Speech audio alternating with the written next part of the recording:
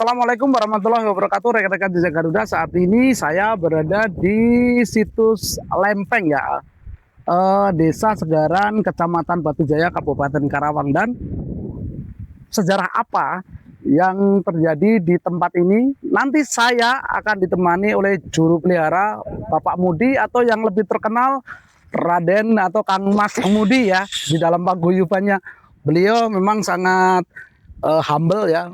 Jadi beliau yang memelihara di tempat ini mulai tahun 1984. Jadi biar lebih jelas ada apa saja di tempat ini, ikuti Jejak Garuda untuk bertemu dengan Kang Mas Mudi atau Kang Mas Raden Mudi ya, lebih dikenalnya.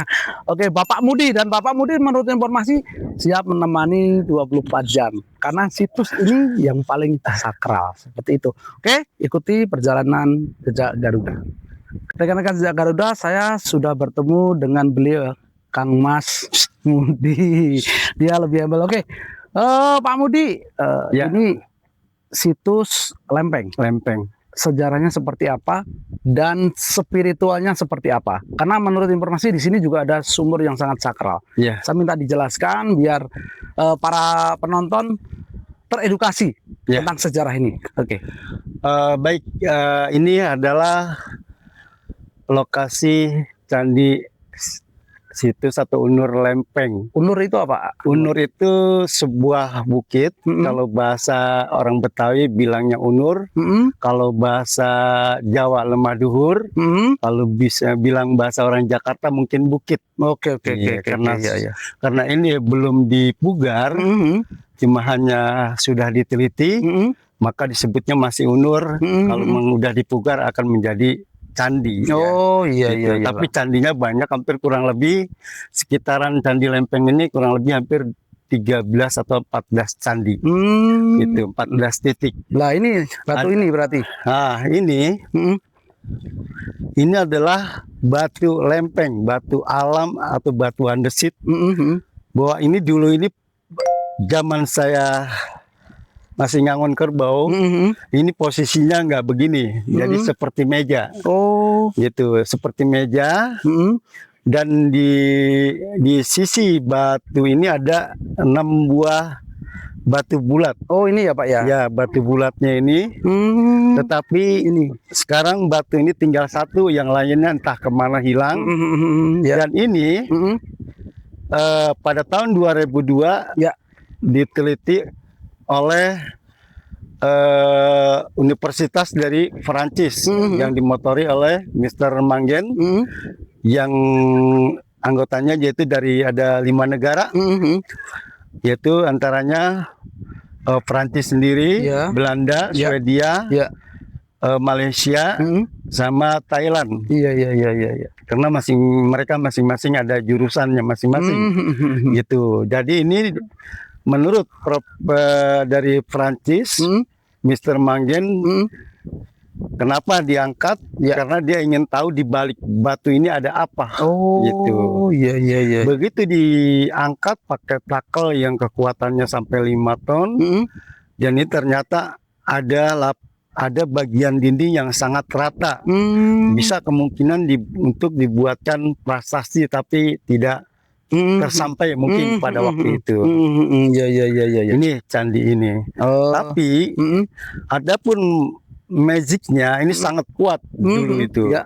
Sangat kuat sekali. Saya yang sudah merasakan pada waktu itu saya ngomong kerbau ini, kalau saya tidur di atas batu ini, kalau kita tidur jam 8 atau jam 9, kita mau kepanasan, mau kehujanan tidak akan bangun. Nah, kita bangun-bangun maghrib setelah kerbau udah pada pulang. Oh, baru bangun. Itulah keajaibannya. Satu, keduanya kita di sini sering main bebancetan ya. Bebancetan itu mengambil roh untuk dikejar seseorang, tapi ntar orangnya itu kena, maka dia pindah lagi rohnya. Seperti itu. Berarti tempat ini magisnya sangat kuat, energinya. Iya. Dan ini hasil penelitian pada tahun 2004 ya. 2003-2004 sama oleh Mr. Manggen, karena Mr. Manggen itu dari Universitas Prancis itu kontrak selama 5 tahun dari tahun 2002 sampai 2007. Nah, kita temukan kerangka manusia di sini. di sini. Oh. Kerangkanya Oh. itu bukan kerangka manusia, itu bukan kerangka yang dikubur asal-asalan, tapi sangat rapi. Iya. Gitu. Jadi posisi pala ada di timur, adapun kaki ada di barat. Oh. Ya, jadi semuanya mempunyai bekal kubur. Bekal kubur itu ada 3 macam ya. Yang pertama itu bekal kubur di atas kaki, di ujung kaki. Yang kedua itu di ujung kaki sama di tengah perut dan di atas kepala. Gitu. Jadi ada 2, kiri kanan kaki dengan kepala, dan ketiganya itu kaki, kepala, dan pusar. Gitu. Nah, ini kerangka manusianya, dan ada 13 kerangka yang sudah diangkat. Itu adapun tingginya kurang lebih 2 meter 2 cm, ada yang semeter 80 sampai 89. Tapi sekarang masih ada itu fosil? Masih ada kerangka tersebut, museum? tapi sekarang ada di Jakarta. Oh, di Jakarta. Iya. Terus itu ada tumpukan bata itu? Nah, tumpukan bata ini adalah bata bekas reruntuhan yang sekitar sini. Jadi diangkut, dikumpulkan di situ. Boleh megang, Pak? Boleh. Ayo coba kita mendekat, kita pegang. Ya. Ini kesempatan langka ini memegang ini, karena di sono tidak boleh dipegang ya, karena untuk menjaga situs. Nah, ini batanya. Ya, ukurannya kombinasi besar-besar gini. Paling besar itu ukurannya itu 45, adapun lebar sampai 25 cm sampai 30. Adapun bata tersebut ini bahannya ini itu lumpur, pasir, terus sama pesak kulit padi. Oh, sekam. Sekam. Nah, kenapa kita bandingkan dengan Kota Karawang? Kenapa disebut lumbung padi? Ternyata pada masa abad itu pertanian sudah ada. Orang sudah bercocok tanam, pertanian sudah maju. Makanya nggak salah Karawang itu disebut lumbung padi. Gitu. Karena kita melihat sebagai saksi bisu ini, ya ini bahwa bata ini bahannya dari kulit padi. Coba perhatian ini. Iya, benar. Ini akan ada kulit padi. Ya, terus Pak, yang perbedaan tempat itu ada dipagerin? Apa masih ada hubungannya dengan situs ini? Ada, makanya situs ini kurang lebih sampai 14 titik candi, yaitu antaranya yang ada di tengah sawah. Gitu, ini sawah ini yang sudah dibebaskan, maka dipager. Tadinya milik masyarakat, dibebaskan oleh negara, milik adat. Terus ini Pak, sejarah yang paling sakral di sini. Saya pernah melihat di media ada sumur. Lah, kita mau lihat sumurnya dan sejarahnya seperti apa dan makna medisnya seperti apa. Baik. Nah, ini sumur ini sangat luar biasa memang. Nah, ini sumur tua ya. Ini sumur tua. Jadi gini. Dulu tahun 2000 tahun 2000 ini sumur ini tidak seperti ini. Jadi hanya semacam kobakan, tapi kobakan ini airnya sangat jernih. Jadi dimanfaatin dah, karena pada waktu itu ada yang garap di sini namanya Pak Minggu, sudah almarhum. Nah, jadi kita tinggal melanjuti. Nah, airnya itu sangat jernih, dan pada umumnya ini disebut sumur keramat juga dipakainya, jadi dipanggilnya. Kenapa? Karena sumur ini airnya itu berkaroma, maka sumur ini disebut sumur karoma. Kenapa saya bilang begitu? Karena ini berhubungan dengan kerangka yang tadi. Logikanya, kerangka tadi itu pasti orang-orang yang suci dan orang-orang yang berilmu tinggi. Pasti kan bukan satu, banyak sekitar sini. Jadi mungkinan besar para bangsawan, atau mungkin pada waktu itu dia meninggal orang sakti, pasti kan ada aliran air yang mengandung karoma. Makanya banyak orang-orang yang spiritual dan orang-orang yang mau ziarah ke sini, yaitu pada khususnya pada mandi dan sebagian bersuci di ya, sini. bersuci di sini dan mandi di sini, Oke. dan sebagian airnya bisa dibawa pulang. Oh, begitu. Gitu. Terus banyak tamu-tamu ke sini, Pak? Banyak juga. Itu biasanya di hari-hari yang sakral. Biasanya atau di Senin Kliwon, atau Selasa Kliwon, atau Sabtu Kliwon, atau di malam Jumat Kliwon. Itu yang mendampingi? Yang mendampingi banyak kan orang-orang tersebut itu, mereka itu kan bawa orang-orang pintar mereka, betul, gitu. betul, Tapi betul. sayangnya mereka yang datang itu, kalau orang datang ke rumah orang pasti assalamualaikum. Ya, Ketok pintu dengan Iya, punya betul, rumah. betul. Tapi kebanyakan selonong boy. Oh. Itu silakan saja. Iya, Iya, gitu. tapi lebih adab. Ya, Pasti kulon nuwun sama yang membeli. betul. Itu adabnya yang ditinggal. Tapi kalau misalkan tamu malam, tamu sampai tengah malam gitu, ada nggak yang menghubungi Kang Mas Sebetulnya ini? saya itu bukannya baru ya, yang datang para spiritual zaman saya. Itu orang mau ketok pintu mau jam berapa aja saya siap bangun. Oke. 24 jam. Itu pada waktu itu. Ya. Dan sekarang ini ya itulah pada orang pada selonong boy ya, mangga-mangga saja. Tetapi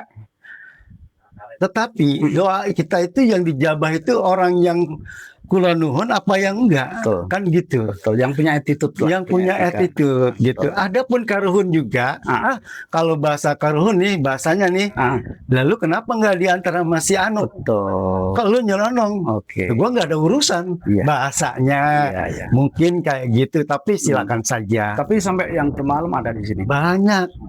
Mereka datang di sini jam 8, jam 9, ada yang datang jam 10 balik jam 3. Oke. Bahkan ada sampai subuh. Kalau ada sahabat dan rekan-rekan mau datang ke sini malam, ada keperluan Pak Kang Mas Mudi siap? Siap. Oke, jadi rekan-rekan Siap 24 jam. beliau siap untuk mendampingi ya Iya. ke tempat ini. Dan gini, kita keluar, saya ada satu pertanyaan yang mungkin nantinya akan menimbulkan sebuah jawaban yang istimewa. Ayo kita keluar dulu. Baik. Kita keluar dulu. Nah ini. Jadi Ya. gini Pak Mudi, lah ini yang pengen saya tanyakan. Saya ngelihat di media dan di berita-berita itu ada pohon. Iya. Kenapa pohon ini tumbang? Ceritakan coba Kang Mas.